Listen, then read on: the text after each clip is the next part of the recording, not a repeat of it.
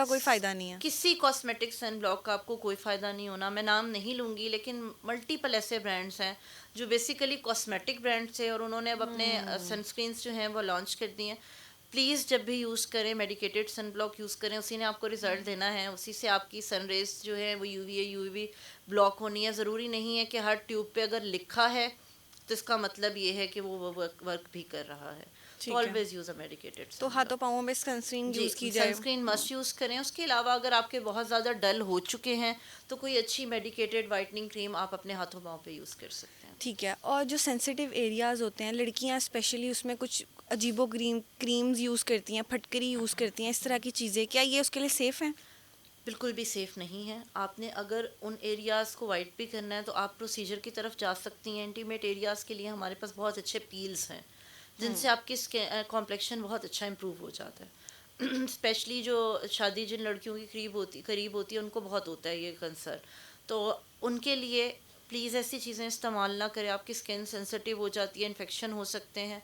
उसके अलावा अब क्रीम्स भी कुछ ऐसी आ गई हैं जो मेडिकेटेड हैं और वो यूज़ ही स्पेसिफिकली इंटीमेट एरियाज़ के लिए तो होते आप हैं। क्या समझती हैं ये डार्क क्यों होते हैं? डार्क होने की सबसे बेसिक रीज़न जो होती है ना, दो वो ये हैं कि एक तो जो क्रीम्स यूज़ करती हैं, हेयर रिमूवल क्रीम्स, ठीक है। इनमें बहुत हार्श केमिकल्स होते हैं, इनको यूज़ मत करें, इनको अवॉइड करें। दूसरा, कुछ लड़कियों में आदत होती है स्पेशली वो बहुत टाइट क्लोथिंग, जब आप टाइट कपड़े पहनते हैं फ्रिक्शन की वजह से आपको इन्फेक्शंस भी मल्टीपल, आपने देखा होगा ऐसे लोगों में यूजुअली जो है वो इन एरियाज़ में इचिंग का इशू भी बहुत होता है, तो वो ठीक है। इन्फेक्शन की वजह से वो एरियाज डार्क हो जाते हैं फिर। ठीक है। अब ये तो हमने बात कर ली स्किन की, अब हम आते हैं बालों की तरफ, क्योंकि बालों का एक कॉमन मसला है और माशाल्लाह आपके बाल भी बहुत प्यारे हैं। सबसे पहले तो आप ये बताएं कि आप अपने बालों पे क्या यूज़ करती हैं? तो मेरे बालों की केयर में मैं वीक में 2 दफ़ा ऑयलिंग मस्ट करती हूँ। ठीक उसके है। अलावा मैं हमेशा माइल्ड शैम्पू यूज़ करती हूँ। कुछ लोग होते हैं बहुत हार्श शैम्पूज़ यूज़ करते हैं। उसके अलावा मैं बहुत ज़्यादा हेयर स्टाइलिंग टूल्स यूज़ नहीं करती। रेगुलर रूटीन में अभी किया हुआ है, कोई इस पे वो कमेंट ना करे। लेकिन मैं रेगुलर रूटीन में कभी भी हेयर स्टाइलिंग टूल्स यूज़ नहीं करती हूँ। ठीक है। वो आपके और बहुत इम्पॉर्टेंट चीज़ मेरी कोशिश ये होती है कि मैं कभी भी वेट हेयर को टाई नहीं करती हूँ। द मोस्ट कॉमन कल्प्रिट आपके हेयर फॉल में, हम सबको आदत होती है, फीमेल्स को स्पेशली, नहा के निकली हैं, पता है किचन में जाना है, गीले बाल बांध लिए हैं।